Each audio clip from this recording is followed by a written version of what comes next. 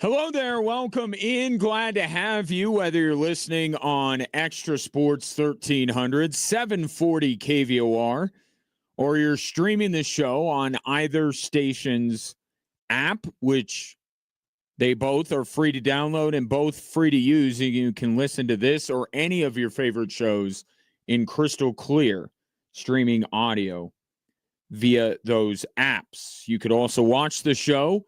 We go live every day on a variety of social media platforms: Facebook, YouTube, Twitch, Instagram, and X.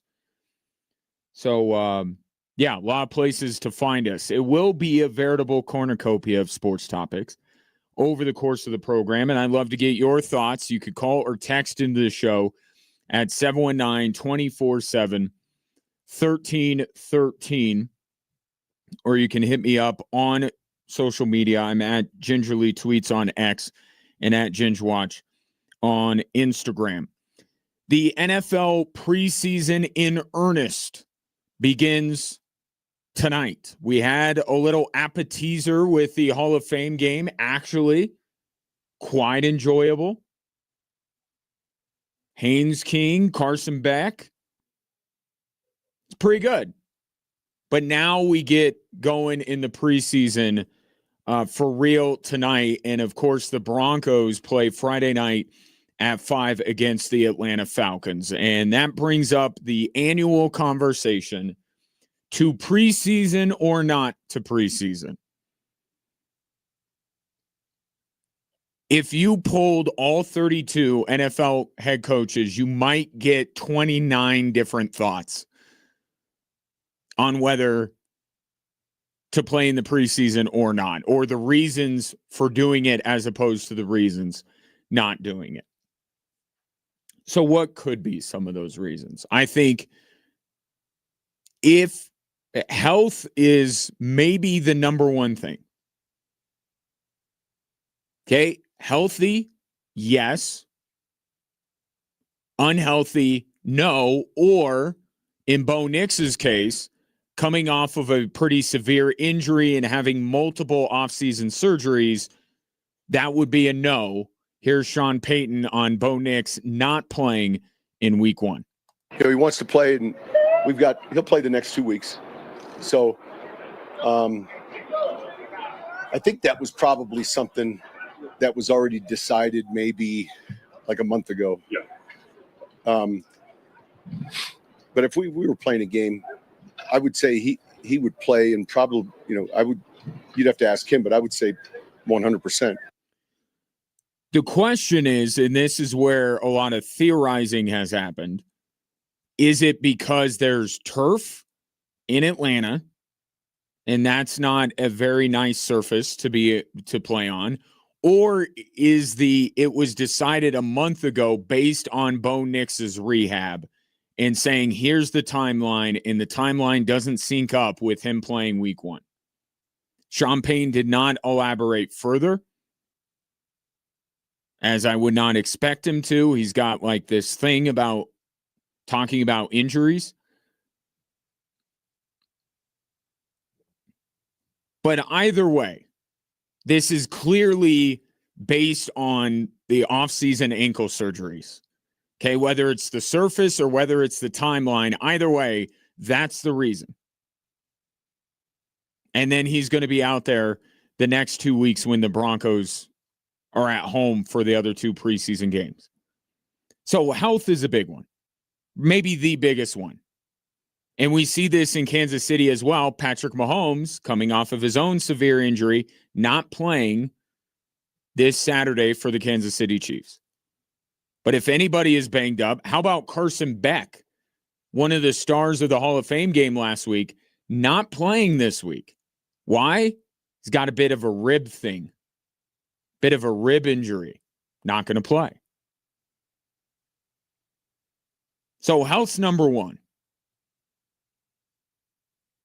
And I think most every team thinks about that, considers that. So if you get past that first hurdle, okay, then why do you play preseason games? I think there are two reasons. One, You want to establish a winning culture.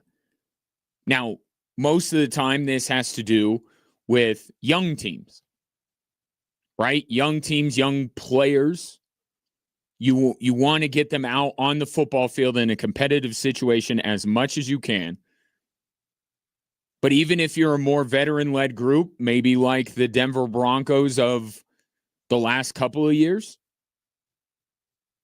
Sean Payton was trying to create a winning culture for a franchise that had none since Peyton Manning retired.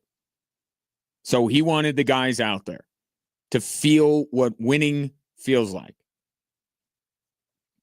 Or if you are a new head coach, which Sean Payton was not that long ago, I would think you'd want your main guys, your starters, to be playing in the preseason because you got to get systems down. They're still learning your system, all that kind of stuff.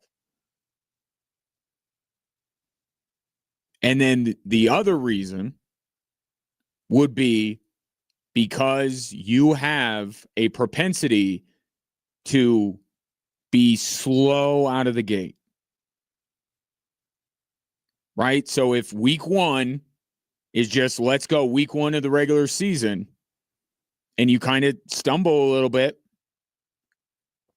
it might be wise to get a running start by playing your regulars in the preseason.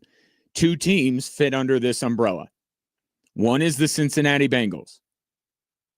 Notoriously slow starters. Joe Burrow and company will play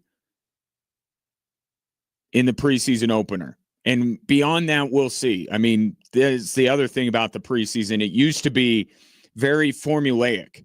Starters get a drive, then a quarter, then a half, then the fourth preseason game, you didn't see them at all. That formula is out the window. You got one last preseason game. You got a growing number of teams that don't even care about the preseason whatsoever. So now it's just team to team, it varies. For instance, the Denver Broncos, their starters Friday night against the Falcons, say minus Bo Nix, are going to play 15 plays.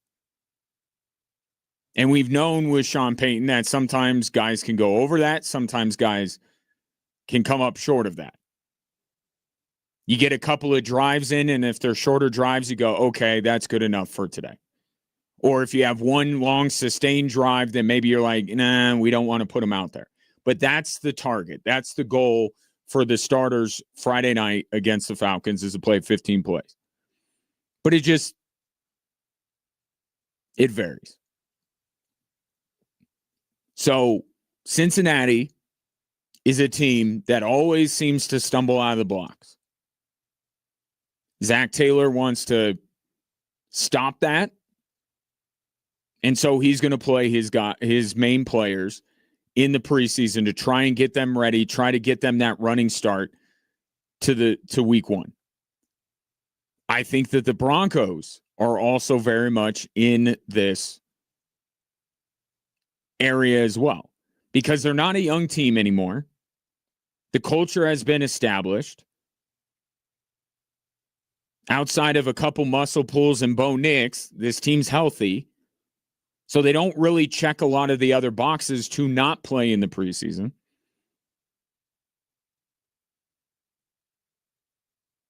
But with the schedule that this team has to begin the season, I think the Denver Broncos could use a running start. Get things going, especially on the offensive side. Now, Friday night's going to be tough, right? Because you don't have Bo Nix. But I think part of Sean Payton's thinking here is that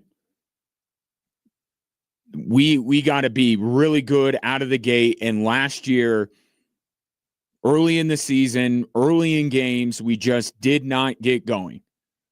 So we need to find ways to start faster. And if I play my guys in the preseason, my regular guys in the preseason, it ups our chances of starting faster. Now, if there was scientific evidence to support any of the claims that any of these coaches make when it comes to their preseason thoughts, then everybody would do it the same way. So there's no guarantee that the Cincinnati Bengals or the Denver Broncos, by virtue of playing their starters in the preseason, are going to come out of the gate 3-1, 4-0. But I would say that there's a higher likelihood that they do if they played in the preseason as opposed to not. So I think that's why the Broncos starters will play in the preseason. And then Sean Payton will just figure out week to week how much he wants to play these guys.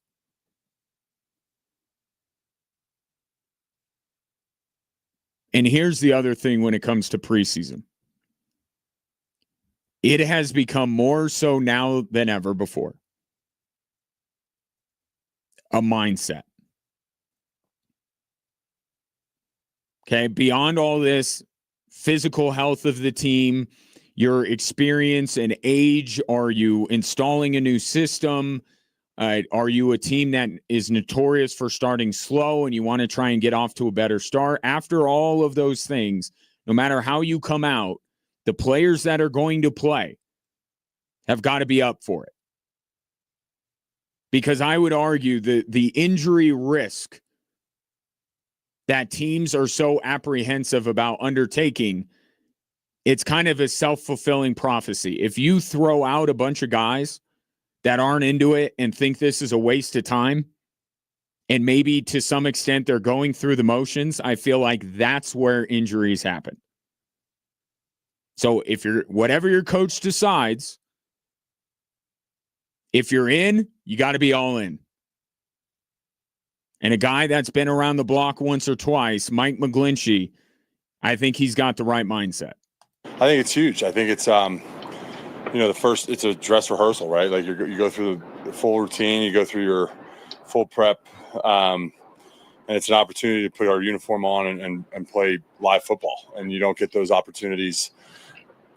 You do a little bit out here, but it doesn't feel quite the same when guys aren't going to the ground or, the play's not live. So it's an exciting op for us. We're excited to get going in Atlanta and hit the ground running. Even if he doesn't right now, as he's speaking, believe a word he's saying, especially for someone in his position who's been playing in the league for a decade, he has to convince himself,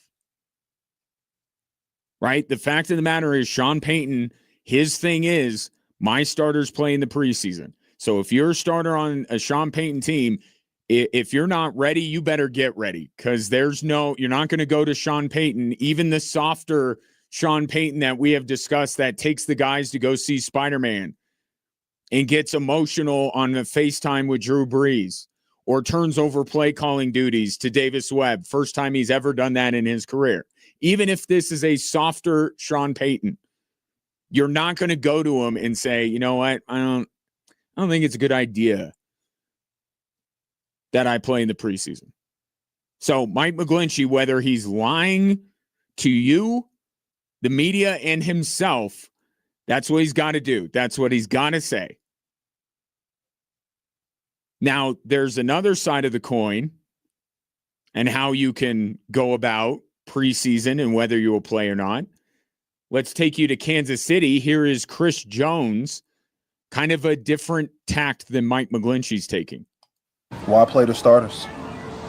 I mean, it's so much risk you're taking to play the starters at preseason. I hope Coach Reed be like, you know what, starters don't play. But also it's getting repetition. We've been playing against each other.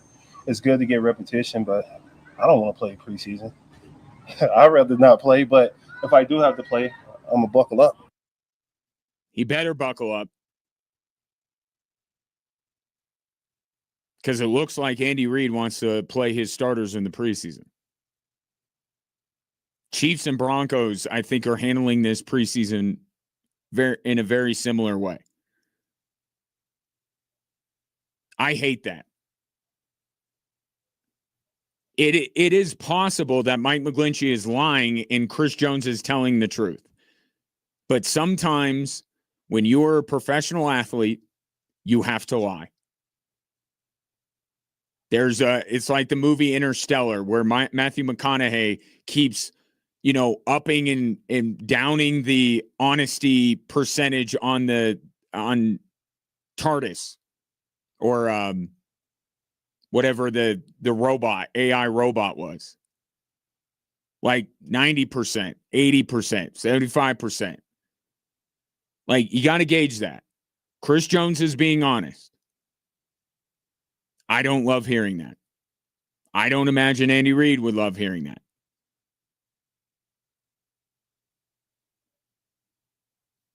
And given the season that Chris Jones had, kind of feel like he should get a few extra reps in before. Just my opinion, based on watching him for every single game of last season. He needs to get back on track. So playing in the preseason wouldn't be a bad thing. I think he says he'll buckle up. Okay. But if your coach decides we're playing in the preseason, you can't go at it haphazardly, because that's when you're going to get rolled up on because you're not paying attention. You're going to strain something because you're not stretching out. Certainly, we've learned that with Broncos camp lately, haven't we? The importance of stretching. You got to be all in. You may hate it. You may think it's pointless. But your mindset's got to be, this is a big deal. And that's one of the Broncos leaders, one of the Broncos and one of the Chiefs leaders. Give you that. Make your AFC West prediction based on those two sound clips. It's a funny thing, this preseason. There's no rhyme or reason, but I think there are a few things that coaches go through, few questions that they answer before they arrive at the decision on whether to play or not. 719-247-1313. Take your thoughts on NFL preseason. You want the starters playing? Take your thoughts on that, and we will continue. Just getting going, really, here on 740 KVOR and Extra Sports 1300.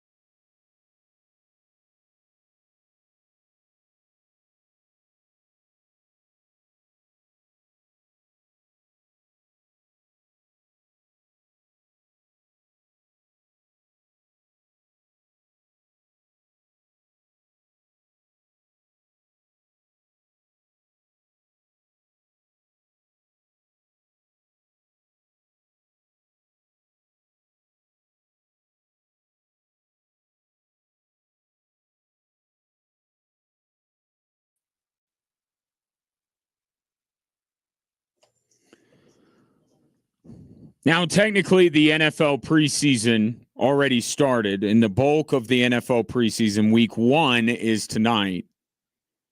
But around these parts, it begins Friday night as the Broncos take on the Atlanta Falcons.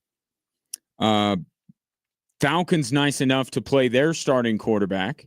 Can't say the same for the Denver Broncos. It will be Tua for Kevin Stefanski. So, sans Bo Nix, what am I watching for in preseason game number 1? Now, the first thing is something that I said at the start of training camp that is one of the biggest stories that I am interested in on a day in, day out basis, and that is the play calling of Davis Webb.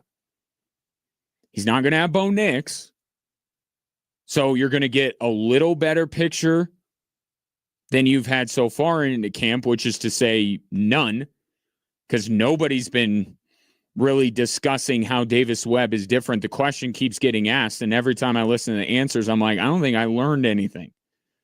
All I hear is, his intensity and blah, blah, blah, blah, blah. Like, no, does he like to run the ball more? I think we got a little idea into maybe the tight ends. Maybe a little bit more into that. But then 2 days later, Bo Nix is like, Evan Ingram's going to block more. So this is our first real chance of this training camp, this preseason, to see how Davis Webb calls a game.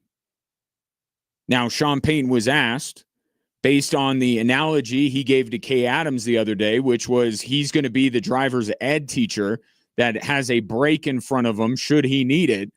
Sean Payton was asked, how much will you keep your foot off the brake as much as you can for Davis Webb?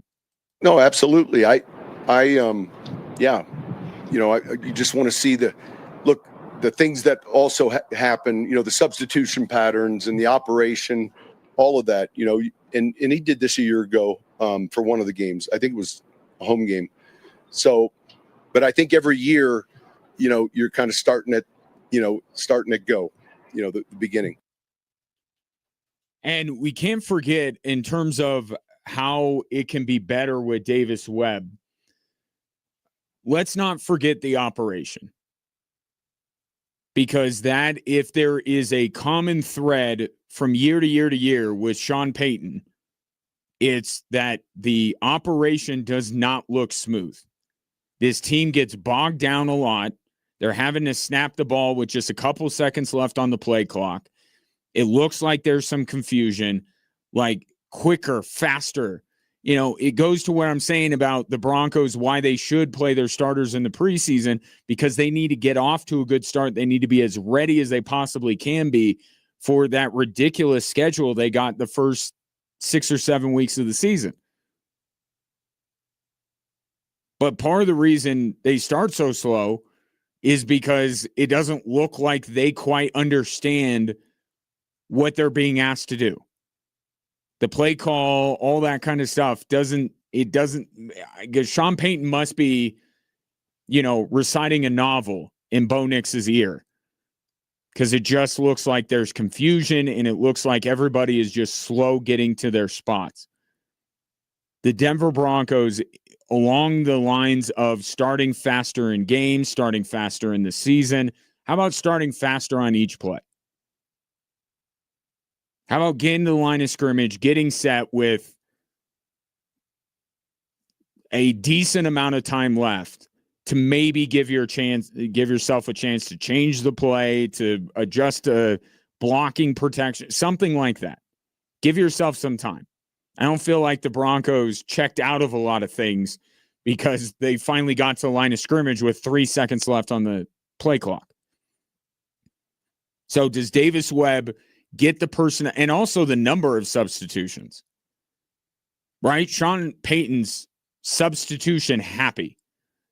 It's like 5 or 6 new guys every single play. Is Davis Webb a little bit better about that?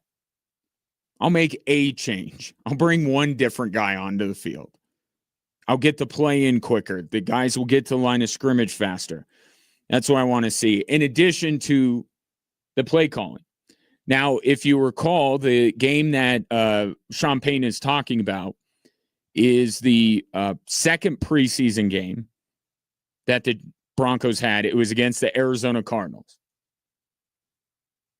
And the numbers say pretty successful day of work for Davis Webb as the Broncos won 27-7. Now, in that game, notable, Bo Nix did not play. It was Stidham and Ellinger that played in that game. But it went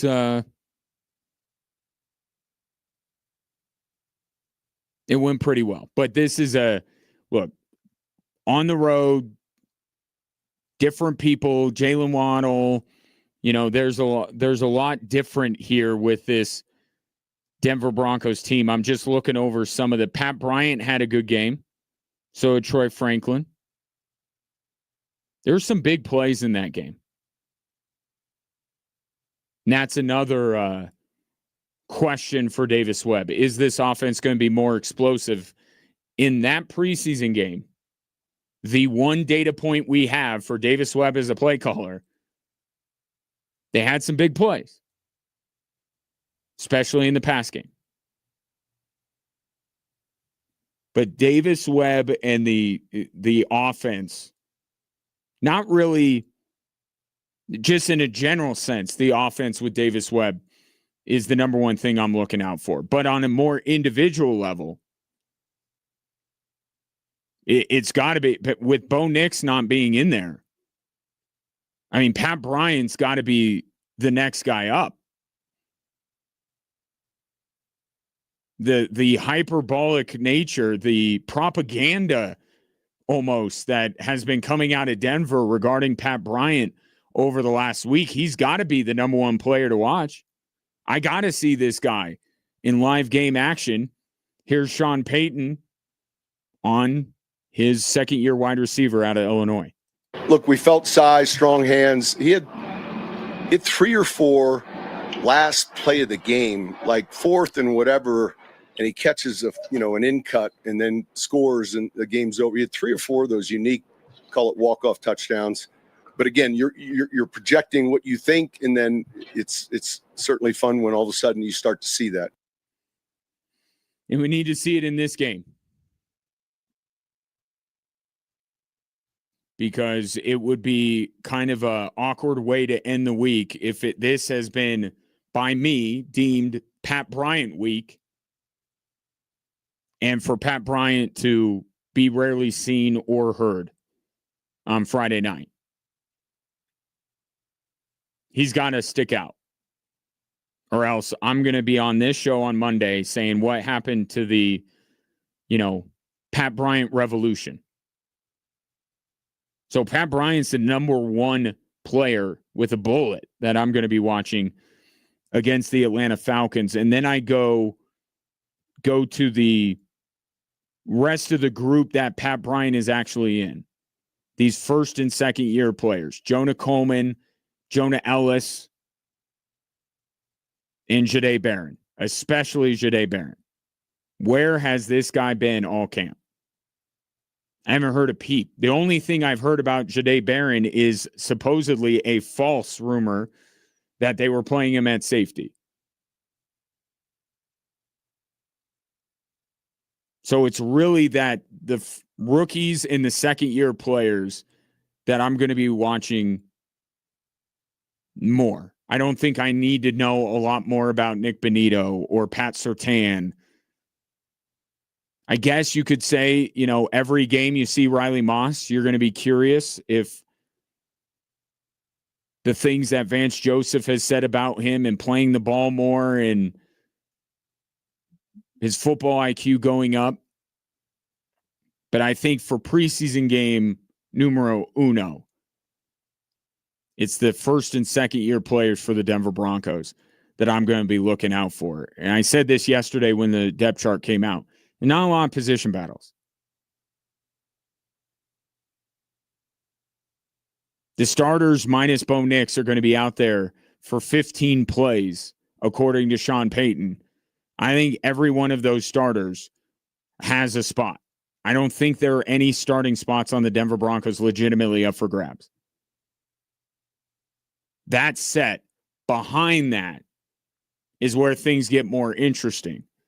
But it's the rising first and second year players that are supposedly supposed to make an impact, like Barron, like Ellis, like Jonah Coleman, Pat Bryant, that I'm going to be looking out for. 719-247-1313. What will you be watching out for in the Broncos preseason opener against the Atlanta Falcons? And you can't say Bo Nix because he won't be playing. Be Stiddy and Ellinger, each for a half. We got that piece of information out of Sean Payton. So Jared Stidham's chance for redemption after the AFC Championship.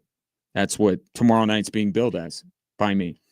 719-247-1313. Coming up next, big win last night. I don't care what competition it was. Switchbacks needed a win, and they got one, and it was certainly interesting. That's next.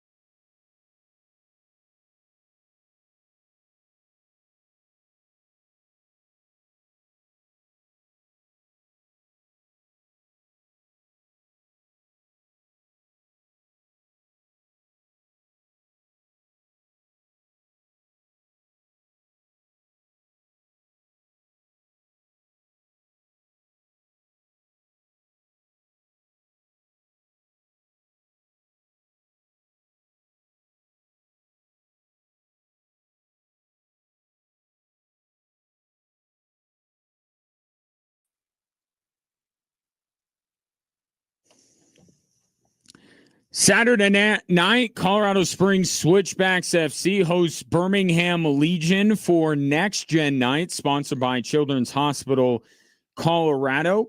Kickoff is at 7 o'clock. If you would like to go, I have a 4-pack of tickets for the 13th texter to text Switchbacks and their name to 719-247-1313. Switchbacks last night got a win. Now, that's a oversimplification because there was a lot to it last night in their 5-4 win in penalties over Spokane Velocity in the USL Cup quarterfinals. But that's the most important thing. This team needed to get back on the right side of the result. They had such a phenomenal July. Alan McCann named July Coach of the Month in the USL Championship. You thought, all right, here come the Switchbacks, right? First 2 matches, both difficult road matches. Don't want to, say that should be a foregone conclusion that they go into Albuquerque or to Rhode Island and get wins. But the way the Switchbacks were playing, you thought there would be a result somewhere in there, and it wasn't. They got shut out in both matches. In those old issues of controlling the game and then having one breakdown that it inevitably ends up in the back of the net, that kind of stuff resurfaced the last 2 weeks. So with how daunting their August schedule is, the rest of the way, they couldn't wait to get back. USL Cup, we'll take our shot, whatever, but we need to get going on Saturday against Birmingham Legion or the following Wednesday against Phoenix Rising. They couldn't wait. Their urgency level needs to go up. Like, we're past the midway point. You're going to wake up and there's going to be a month left in the season, and you're going to have some work to do to get into the top 4 in the Western Conference. So the Switchbacks, to me, had no time to waste to get back on the winning side of things. And I think it's even a better thing that they had the USL Cup match. Yes, it creates some difficulty in terms of, player fitness and everything, because you're going to have to turn around. You go Saturday to Wednesday to Saturday.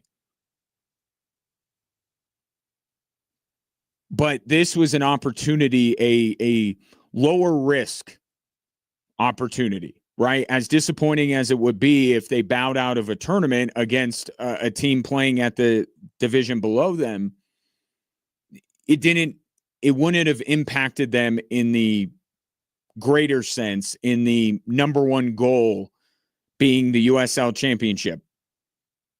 It wouldn't have affected them there. So it was good to have that, to get back into some of the habits that this Switchbacks team had found in the month of July. And it was a little bit, I would say, if I'm being fair here, I think last night was kind of similar to the Rhode Island and New Mexico matches. Switchbacks controlled things as you would expect they would against a Spokane team that plays in USL League One, and yet one breakdown, boom, down 1-0. So it felt similar in an unfortunate way. But also what has been a trend over the last few weeks is how well Jonas Fjellberg has been playing.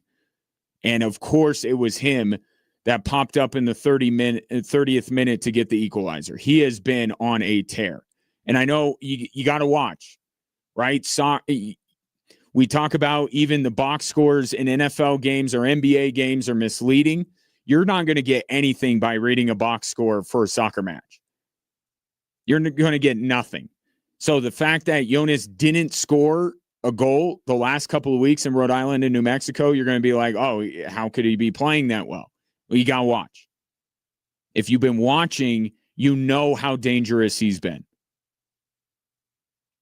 And he's been the go-to guy lately. Corey Bennett's been gone 2-3 matches now without a goal. It's Jonas has been the guy. And he was the guy again last night to equalize in the 30th. And then it was a lot of, the switchbacks are the good guys, obviously, in this scenario. We want them to win, but it was a little like Ivan Drago just pummeling Rocky Balboa repeatedly, but Balboa wouldn't go down. Like the switchbacks were the much better team. And yet Spokane held and held and held. And I think you get around the 75th, 80th minute and you're Spokane and you're like, just button down the hatches and let's get to penalties. Like, we've been thoroughly outplayed in this match. We are lucky that it's 1-1.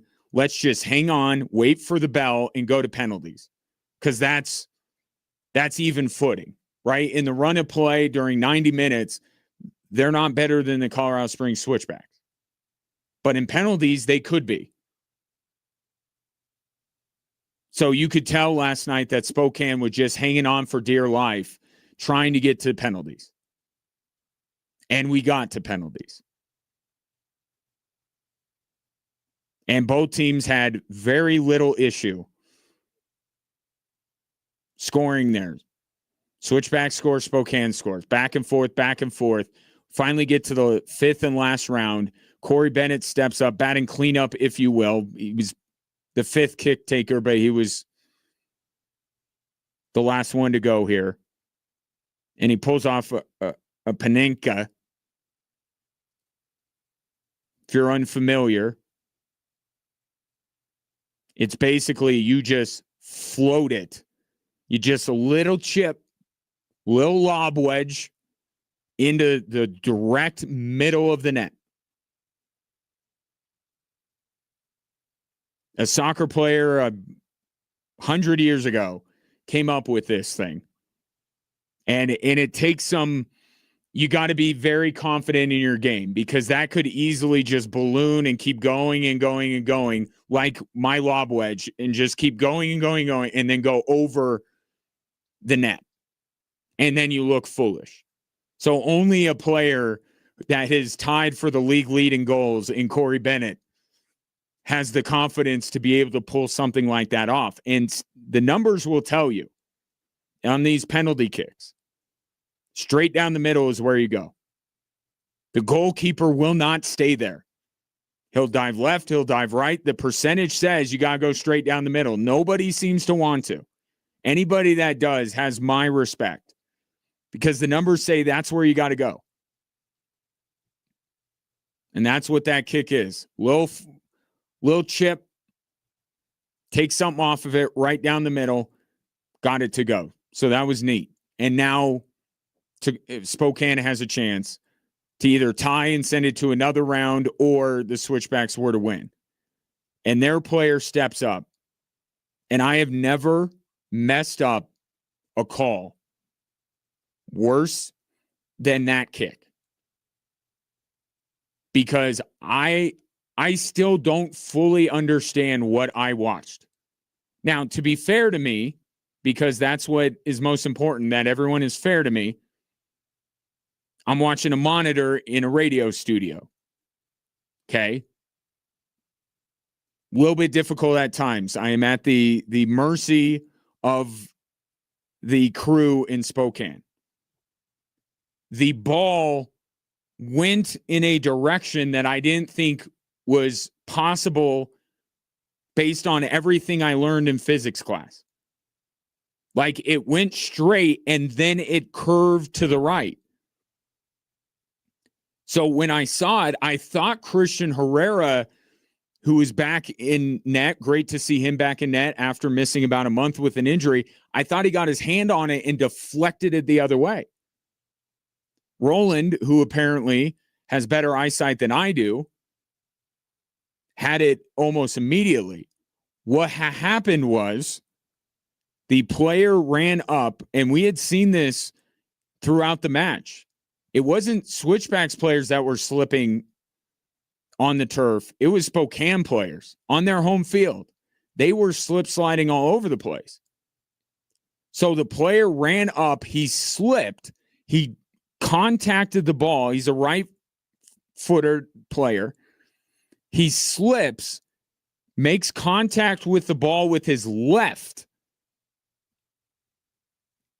And as he's falling down and his legs are kicking up, he hits it with his right foot. So it did go a little bit straight and then curve off to the right. But it wasn't because of anything Christian Herrera did. He dove to the right. The ball broke the other way. I think he guessed right where the player wanted to go with the ball, but he guessed wrong in where the ball was going. The ball went the other way because he contacted it a second time as he was falling. And then it curves well wide of the goal. Switchbacks hang on, and on to the USL Cup semifinals they go. And that, by the way, if you're a Switchbacks fan, you know this. Like a moment like last night, that is luck.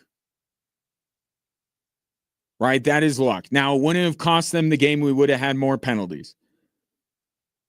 But the Switchbacks did nothing on that penalty kick. Nothing. That was turf. That was the Spokane player, and that was luck. That the ball went it the way it did. But when things have been a little bit rough this season for the Switchbacks, especially the last 2 weeks, it feels like, you know what, that luck thing, we've been talking about, injuries and one-score games, like there's regression to the mean, whether you have terrible luck when it comes to that or great luck when it comes to that. The next time out, it tends to regress to the mean one way or another. The Switchbacks have been snake bit a lot. I have not watched this team once until last night and say they were lucky. Switchbacks have not had much luck this season. They got a little bit of luck last night, at least to keep the game from continuing. Who knows what would have happened if Spokane converts that last penalty kick and we have more. But that particular play, yeah, that was it happens, right? You get a little lucky. Switchbacks did. They get the win, and now they're on to the semifinals where they will play Hartford Athletic, which Roland and I have jokingly, but in a earnest, heartfelt way, because we have great affinity for a lot of the members of that organization, Switchbacks East. Brendan Burke, when he left the Switchbacks, took a job on the staff of Houston Dynamo, came back to the USL Championship to coach Hartford. What did he do? Get a lot of Switchbacks players to join him. So it did look a little Switchbacks East for Hartford over the last couple of years. But again, like Brendan's a great guy, and those players that ended up in Hartford, great too. Michi Galina, and he brought back Haji Berry recently. So that's going to be a fun one. That's going to be a fun semifinal on September 8th. That will be a road match. That will be in Hartford. So the Switchbacks got to go back on the road, and then they will face either Louisville or San Antonio in the USL Cup final. Alan McCann said at the beginning of the season, with those three competitions they had, the USL Championship, the USL Cup, US Open Cup, wanted to win them all. You get a trophy for all of them. He wanted all three. They bowed out despite a valiant effort against the Rapids on penalties, by the way. Coincidence. They lost on penalties to the Rapids in the US Open Cup despite advancing further than they ever have in that tournament. They've now advanced further than they ever have before in the USL Cup. And now Saturday it is back to the business of the USL Championship. The main goal, the number one goal for this Switchbacks team. Hopefully Wednesday got them back into the form they had throughout the month of July. 719-24-7-1313. Coming up next, we got to wait for the Broncos to begin their preseason, but we got plenty of football this evening. I'll run you through some of the games and what I'm looking for coming up next on 740 KVOR and Extra Sports 1300.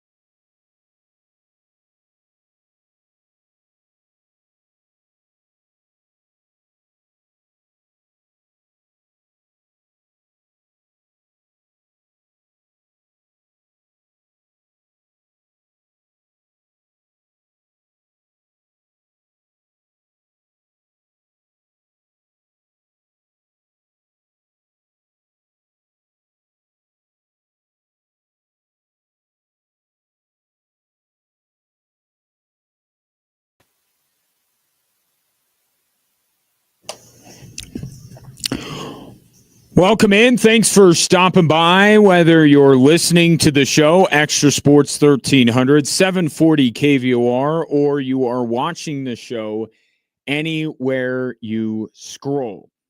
If you're going to find it anywhere you scroll, you should probably follow at Extra Sports 1300, at 740 KVOR, and or follow me at Gingerly Tweets on X and at GingeWatch on Instagram. If you would like to take your participation to the next level, by all means, I am here for that. You could call or text the show at 719-247-1313, or you could reach out to me on the aforementioned social media platforms. Coming up this hour, your chance to get qualified to win 4 season tickets to the Air Force football season.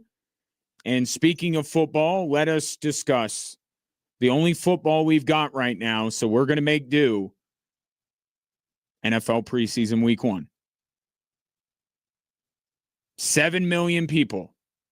It's okay. Come on out. We had this discussion before the Hall of Fame game. There's no shame in this. 7 million people watch the Hall of Fame game.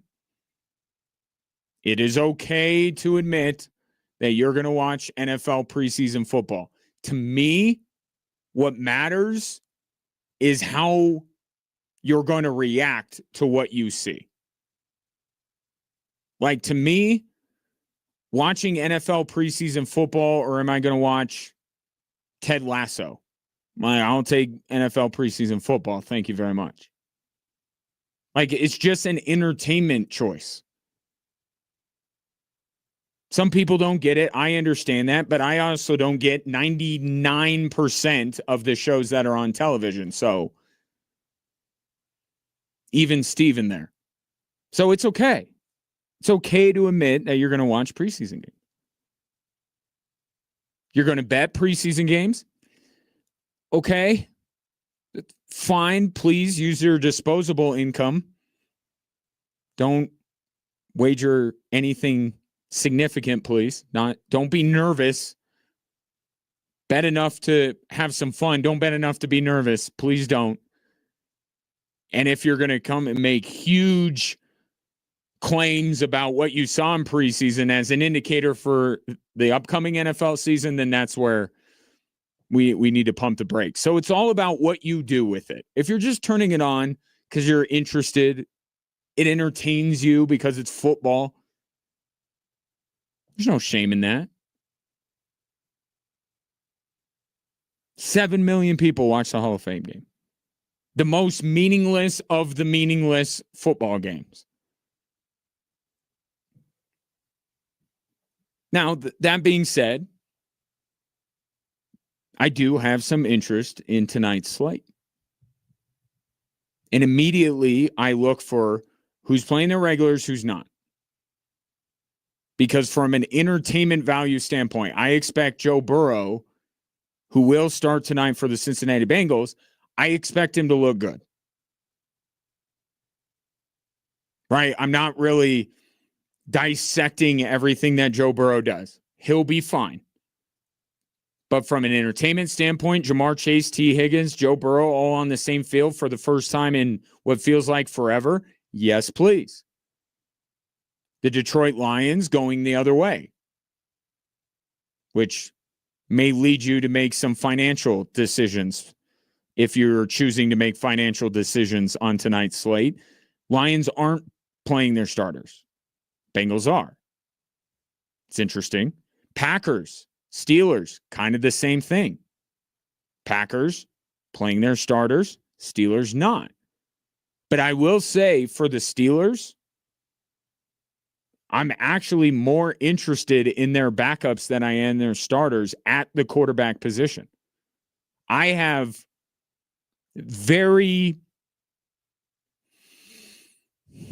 medium interest. I'll say medium interest in Aaron Rodgers' swan song in the NFL. Not super geeked about it. Not super intrigued by it. Medium interest. I'm actually very interested in the quarterback situation behind him. Will Howard, Drew Aller. I really like Drew Aller. Now, he was going to be one of the top picks in the draft a couple of years ago.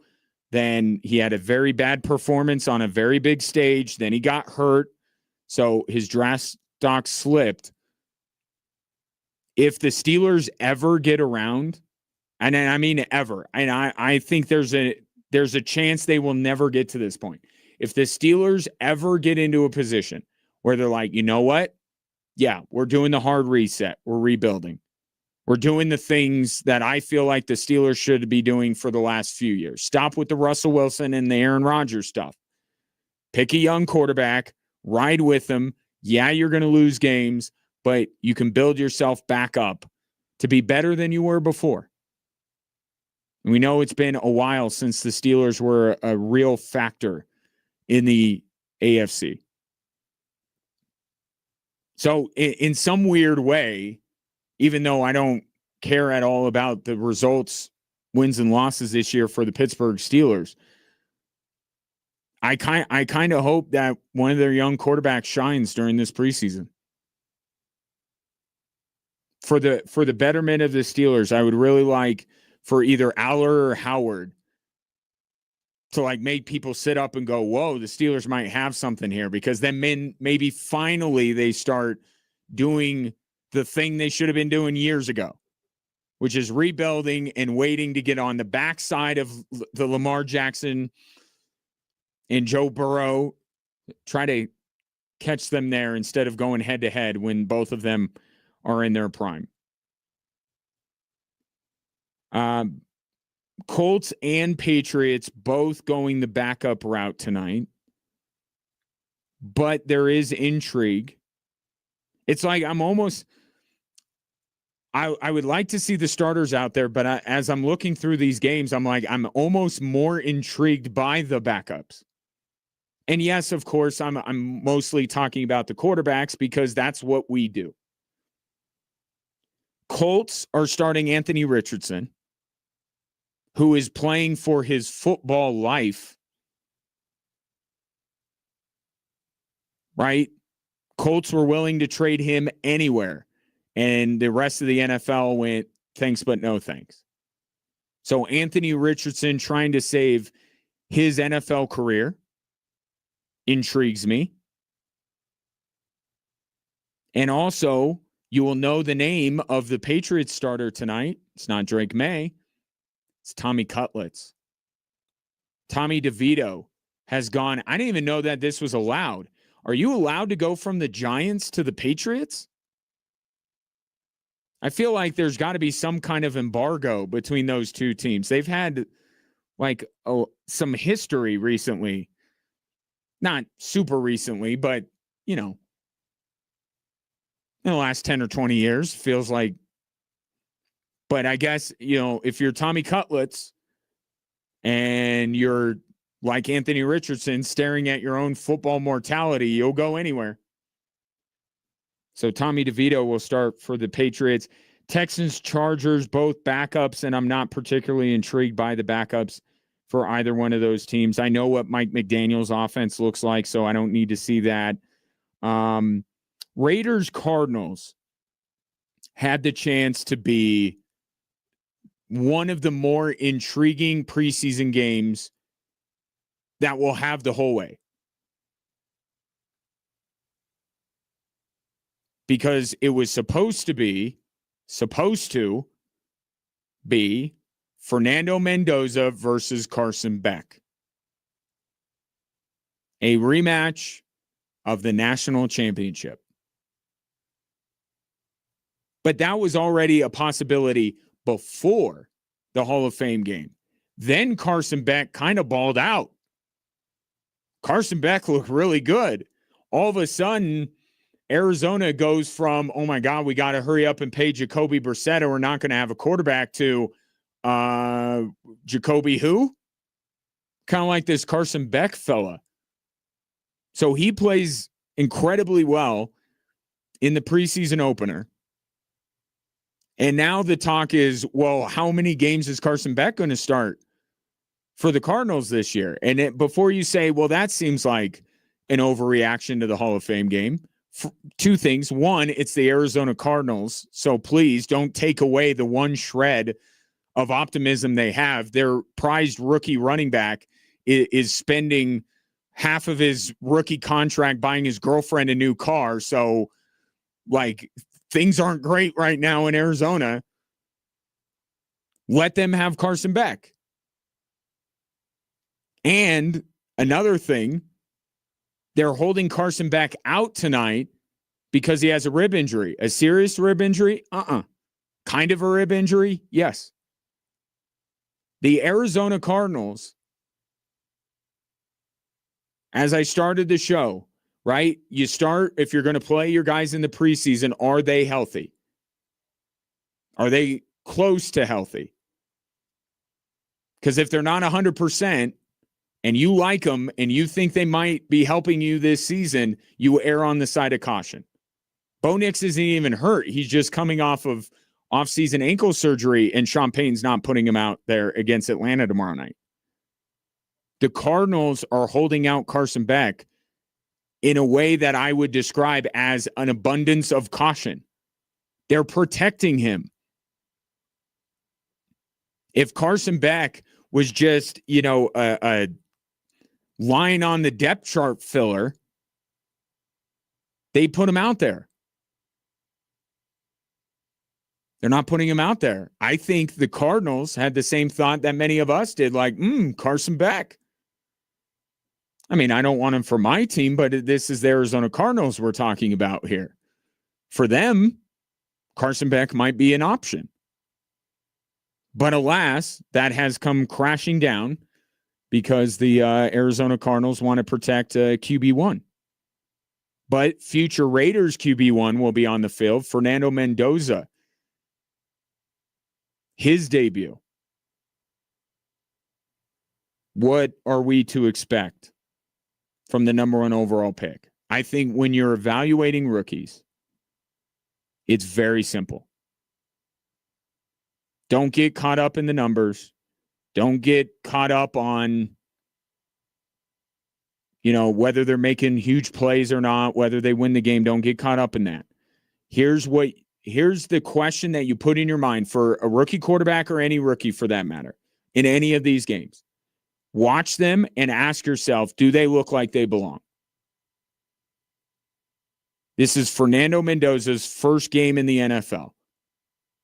He's not playing for a very good football team. Okay? Whether it's the preseason game number 1 or NFL start number 1, I don't have high hopes for Fernando Mendoza. But I do think Fernando Mendoza is the next Raiders franchise quarterback. I think they have their guy. But the first bar to clear, the first hurdle to clear, and I applied this to Bo Nix a couple years ago. Does he look like he belongs? His size, his movement, the throws that he makes, does he look like an NFL quarterback? That's step 1. Yes, the Raiders are going to ask much more out of Fernando Mendoza than just that. But for preseason game number 1, does he look like he belongs? Carson Beck looked like he belonged. He cleared that first hurdle. Haynes King for the Panthers looked like he belonged. That's the first step. It's the first of many steps, but it's the right one to have preseason week number 1. And if Fernando Mendoza goes above and beyond that, if you come away saying not only does he look like he belongs, he looks like he's ready to start week 1. And I think tonight's probably too early for that. I don't think it's going to take long. If not this week, I think next week, one of the main national conversations will be, should Fernando Mendoza start week 1? Like in a real way, not in a just hypothetical thought exercise of showing off what you believe in terms of rookie quarterbacks. Should they sit? Should they play immediately? I think Fernando Mendoza's play is going to push the envelope to lead us to a real conversation about whether they should ditch the Kirk Cousins thing altogether. And just be like, no, it's Fernando week 1. Because don't forget, Fernando Mendoza has played a ton of college football. He's been in 2 schools, in 2 different power conferences. He's played in a national championship game. He's made incredibly clutch plays to win. Sean Payton talked about Pat Bryant. One of the things they loved about him was that he had a couple of games where he scored game-winning touchdowns. The big plays that Fernando Mendoza made, the winning that he did, the level he played at, the number of games, all of this stuff says he's closer to the Bo Nix end of the spectrum than he is the J.J. McCarthy.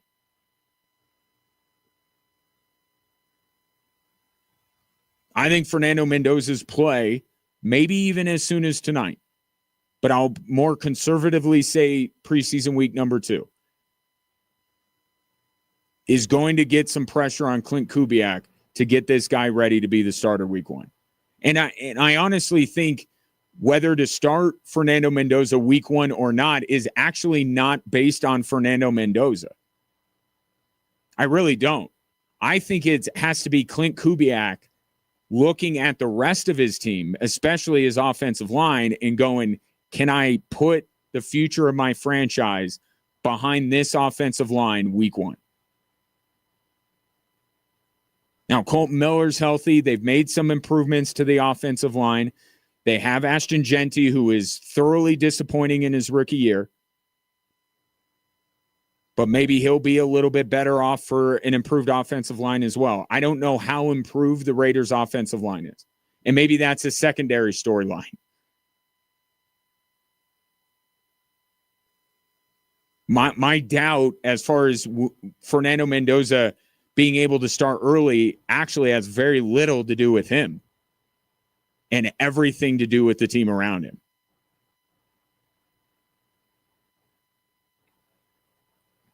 So we'll check that out tonight. Still intriguing. It would be better if Carson Beck was playing, but still intriguing there. Cam Ward reportedly will play for the Tennessee Titans against the 49ers backups tonight.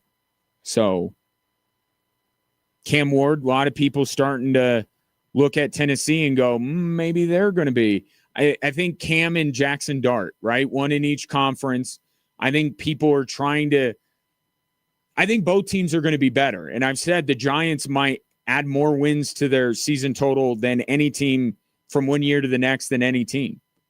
I still don't think they're quite a playoff team.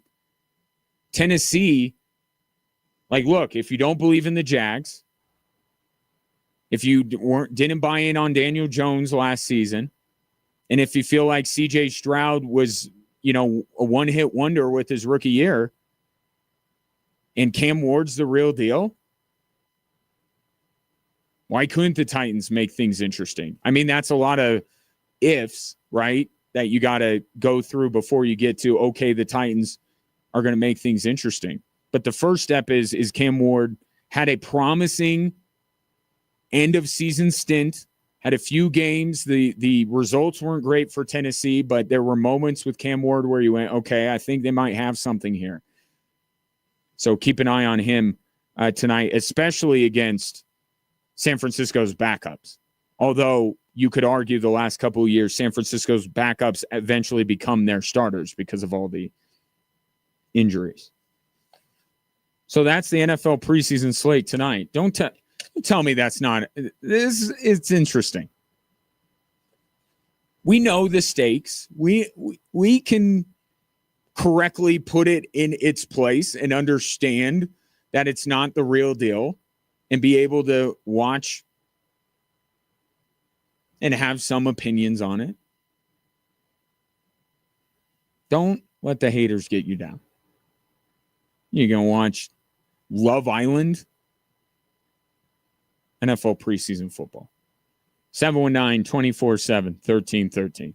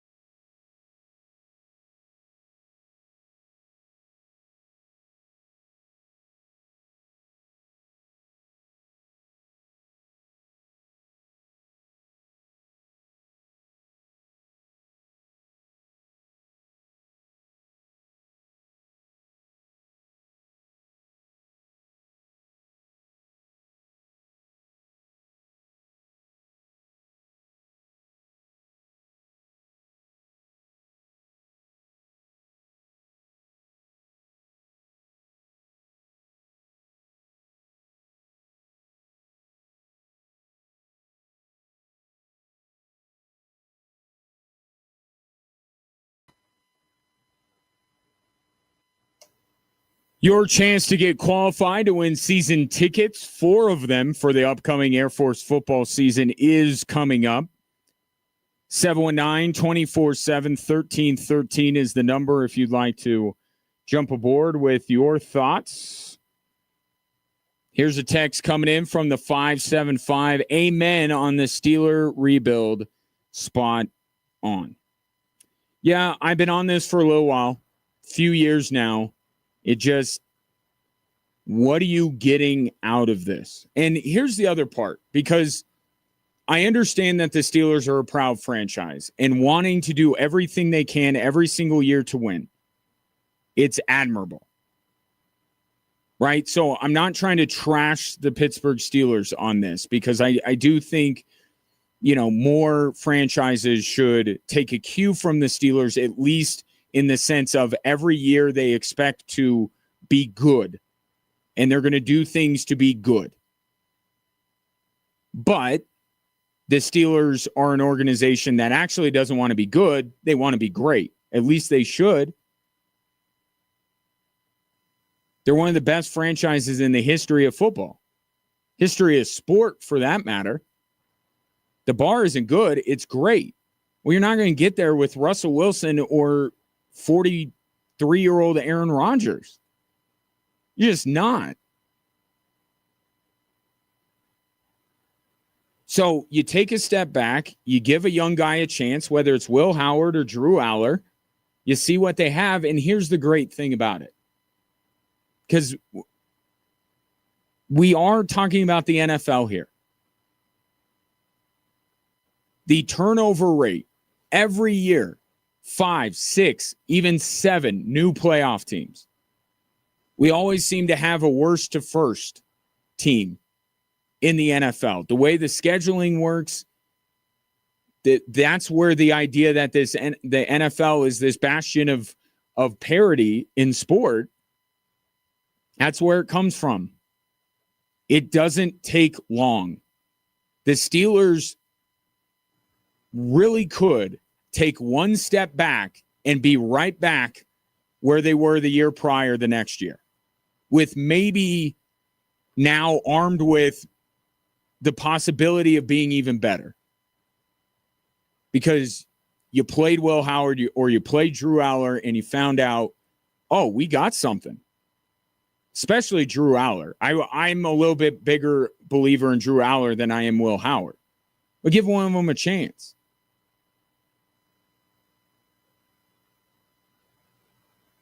That's why I don't understand the idea that the Browns, after everything, are really going to put Deshaun Watson out there week 1. Why? Why? It's not like Shedur's a rookie. You played him last year. I know not you, Todd Monken, but you, the Browns. He has NFL experience.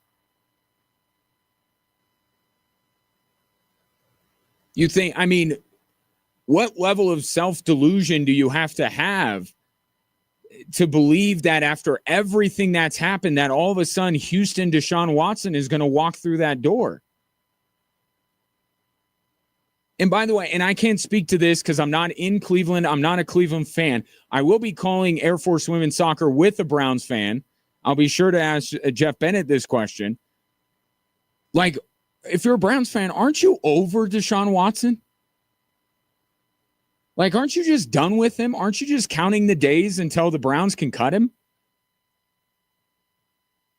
And maybe you're not the biggest believer in Shedeur Sanders, but the idea is, what's more worth it?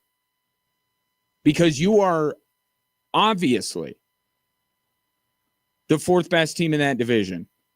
And there is almost no way that you're going to finish any higher than 4th.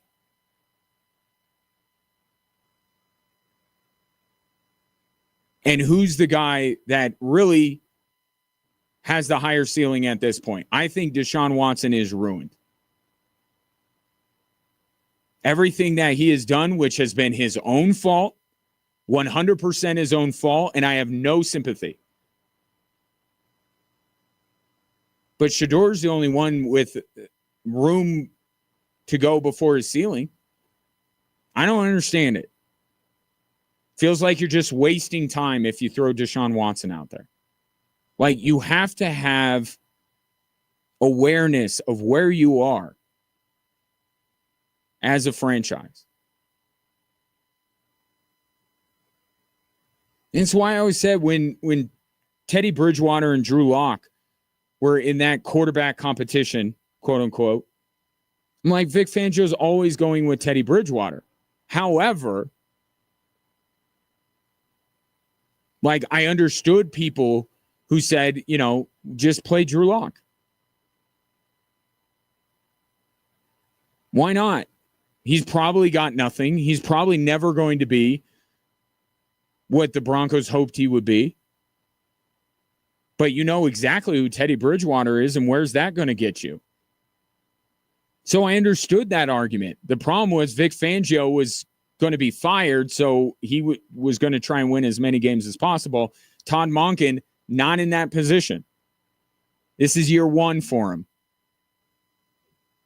And what gives you a better chance of getting a year two and beyond? That you play Deshaun Watson for whatever reason and you end up dead last in the division, or you start Shedeur Sanders and maybe you're able to unlock something Kevin Stefanski couldn't. So, I don't know. Choice is yours, Monken. 719-24-7. 1313. We'll take a break here. I want to get to this Jaden Daniels stuff. It's bizarre. Very bizarre to me. Him going at LSU like he is today. And for the reason that supposedly is why he's doing it is really bizarre. So get into that. But in the meantime, if you would like to get qualified to win 4 season tickets to the upcoming Air Force football season, you need to be caller number 5 at 719-715-0740.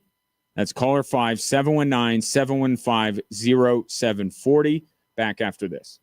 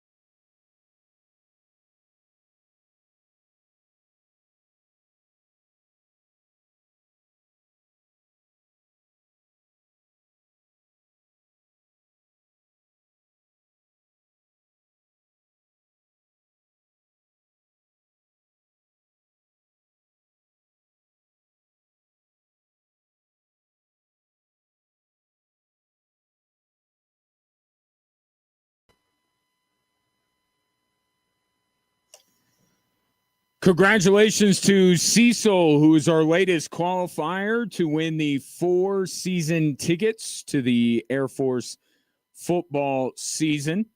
Your next opportunity will be tomorrow morning, 5 a.m. to 8 a.m. with Jim Arthur on Colorado Springs Morning News on KVOR. And we'll continue to be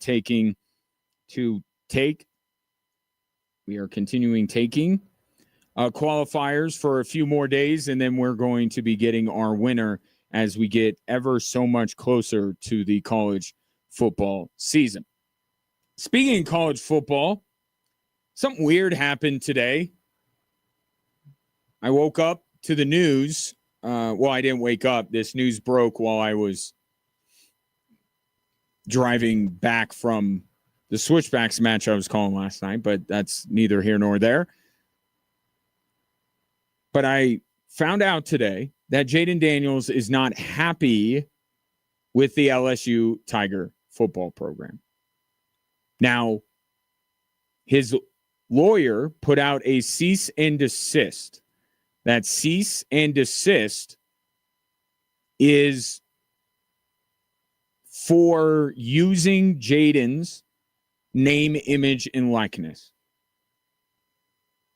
So apparently all throughout the LSU campus, their football building, I'm not sure, maybe some of their marketing materials, they're just saying you cannot use Jaden Daniels' name, image, or likeness anymore while promoting your program. Apparently his NIL deal ran out 3 months ago or 6 months ago or something like that. And now Jaden Daniels and his team, not being the Commanders, his business legal team, is saying stop using my name, image, and likeness. Okay. A little weird. I think it's standard practice for a football program or a basketball program to use players who pass through their halls as a recruiting tool. I feel like that's common practice. I thought that there were other legal decisions that came down that said they're allowed to do this. I'm not going to get into the legal side of this because it's really not what the most important thing is right now with it. But it seems like this is common practice and everybody's been fine with it. This is the first time I've heard of a player saying, stop using me to promote your program. Maybe it could be because programs actually pay royalties or something or pay NIL. We're also new into the NIL world, so maybe we're all trying to figure this out. I don't know if he has legal grounds to tell LSU to stop it, but that is beyond the point today. That is LSU's fight for a later time. The point here, and it's a point of contention, is why Jaden Daniels is doing this. Or why, more accurately, Jaden Daniels' team feels like they need to do this. Because I think a lot of people have pointed out, and I think I'm on their side, this doesn't seem to me like something Jaden Daniels would do. I don't know the guy on a close personal level. Seems very petty, especially the reason behind it. But this whole thing seems a little petty. And it seems like somebody who is a part of Jaden Daniels' team, maybe including his mother, is behind this more than Jaden is. And Jaden put out a statement today, said it's other people are handling it. I'm focused on the Commander's season, blah, blah, blah, blah, blah. The reason, allegedly, according to ESPN, that Jaden Daniels has brought this cease and desist forward is because the LSU Tigers are giving his number 5 to a player that is going to be on their team this year. The backstory is this player was promised by Brian Kelly that number. And now Brian Kelly's gone, family, and Lane Kiffin is there. So what is Lane Kiffin to do Here's what the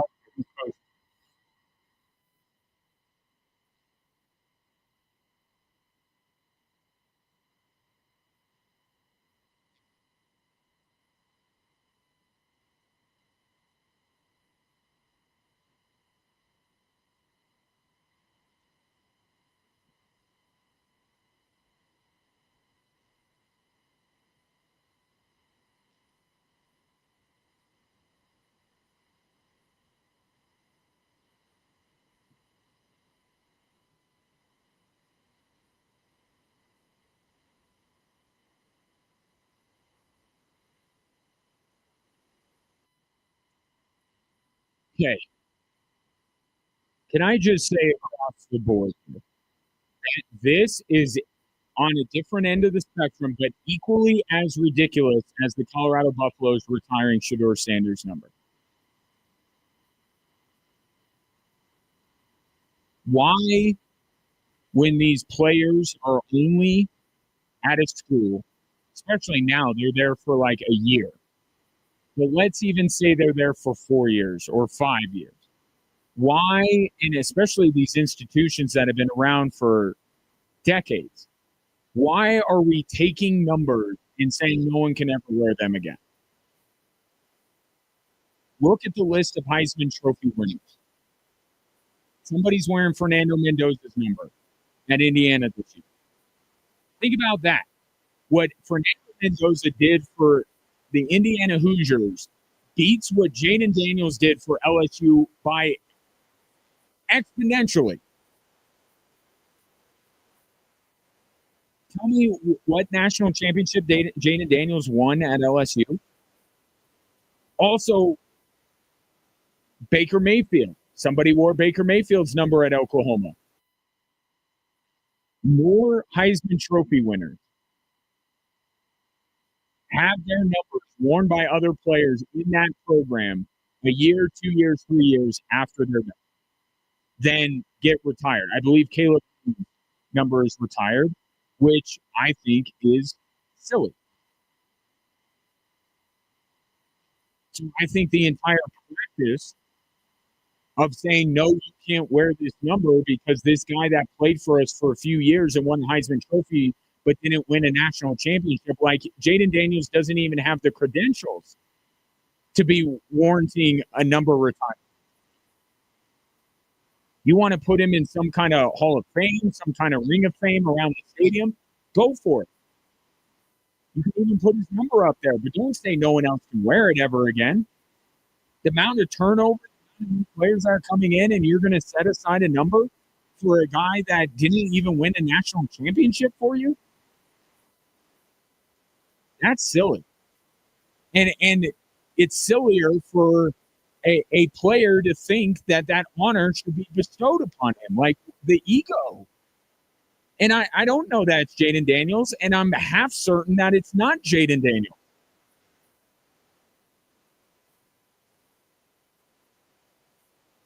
I think he pays people to be the jerk in this situation. And it might be his mother. We know how protective of her baby that she is when it comes to apparently jerseys and women. But this is completely ridiculous. And why Lane Kiffin, like the amount of wrong that Lane Kiffin has done, I mean, you would have a laundry list of missteps and faux pas and outright rules that were broken by Lane Kiffin. And this is going to be the undoing of Lane Kiffin at LSU. This is going to be the big firestorm. Come on, LSU, you are in for a long few years of Lane Kiffin. If this is going to be a big deal, it shouldn't be a big deal to Jaden Daniels or anyone near him. And Lane Kiffin, for once, I actually agree with the guy. That's on Brian Kelly. Pin that on him. It would fit in better. Like, I guess my thing is, can we allow the Lane Kiffin era to at least start with a clean slate? I guess we can't because he talked about how it was hard to recruit at Ole Miss because of Mississippi's past and some of the way Mississippi still is today, if you catch my drift. So I guess he's not real. I mean, he's ending his Ole Miss. That's the end of his Ole Miss tenure. Bad. LSU, can we start with the slate? Can we get to the season? Trust me, Lane Kiffin's going to do something wrong. Lane Kiffin's going to do something to deserve criticism. Can it not be this? If you want to blame, if you're on Jaden Daniels' side on this, which I am not, but if you're on Jaden Daniels' side, can you at least blame Brian Kelly and understand why Lane Kiffin has nothing to do with that disaster of a tenure, which was Brian Kelly in Baton Rouge?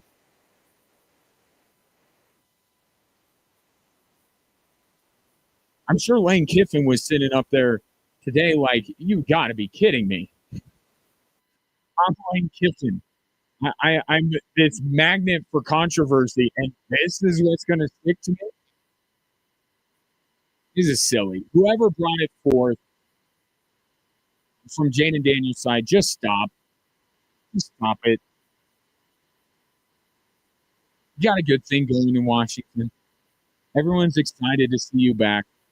Like, that's the thing, is the tail wagging the dog here. If Jaden Daniels is not responsible for it, if somebody's doing this on his behalf, Jaden Daniels needs to go to that person and say, you know what? I appreciate what you're doing. I know what I hired you for. I know what you're employed for. Please don't do this. Please don't do this. I actually enjoyed my time at LSU. I would like to be thought of fondly down in Baton Rouge. Can you not do this and let this kid, DJ Pickett, wear my number? And I guess I am operating with a little bit of ignorance here because it's in the pantheon of LSU legends, where would Jaden Daniels be? Like, I admit, I'm looking at this from a very different perspective. But Jaden Daniels isn't half of what Joe Burrow was for LSU in terms of how much he means. I'm not talking about necessarily as a player, although Joe Burrow, pretty spectacular, right? But in terms of how he's viewed, like the Mount Rushmore. Is Jaden Daniels on the Mount Rushmore of LSU Tigers? Is he even on the Mount Rushmore of LSU Tiger quarterback? Like, I'm legitimately asking. I put him above Garrett Nussmeier. We got that. Would he be over Josh Booty? Maybe he is on the Mount Rushmore. I guess I just feel like, I mean, I almost remember Jaden Daniels as much for being a Sun Devil as a Tiger. Like, all these guys in college football, they're mercenaries. I don't believe that mercenary deserves this high of an honor. The highest honor you can bestow. It's the highest honor you can bestow on an athlete and say no one else can possibly wear this number ever again. Because that's how important that player was. Babe Ruth, Lou Gehrig, Mickey Mantle, Jaden Daniels. No one can ever wear these numbers again.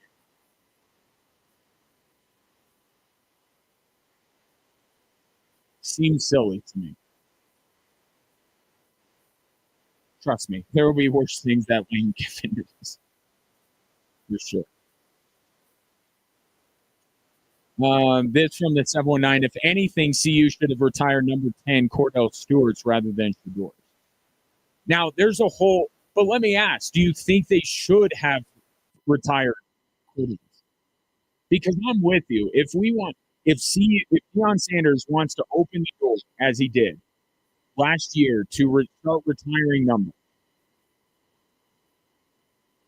there is a whole host of dudes that should be in front of Shedeur Sanders.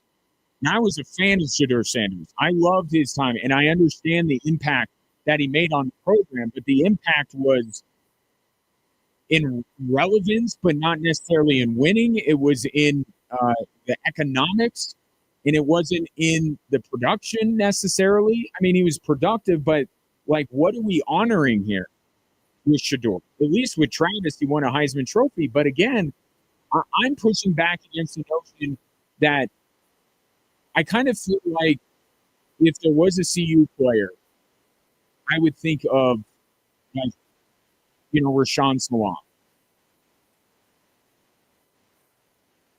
Right? I feel like, and I don't, it's kind of hard to do this because I'm not like saying that, it's only out of the grief that a school does this. I don't want that to be the emotion, but when somebody who does mean a lot, a Heisman Trophy, is remembered fondly, is maybe on that Mount Rushmore, and also they pass away suddenly or tragically, and you're like, we want to, we want to do something. Then I think we're getting to the point where a college team retires a number. Right? I think there's got to be more to it. You got to be a little bit more discerning. I mean, these rosters, especially now, are turning over more than ever. I'm certainly with you. If we're getting in the business of retiring Colorado Buffalo's numbers, there's a long line in between Shador's team. And that was nepotism on a degree, a level that LeBron James is like, whoa, what are we doing here? We litigated that whole thing when it happened. Oh boy, is this a harbinger of very bad things to come for the LSU Tigers this year? I kind of feel like it is. If this is a big controversy before we even get to the season, oh boy. Coming up next, to preseason or not to preseason, that is the question.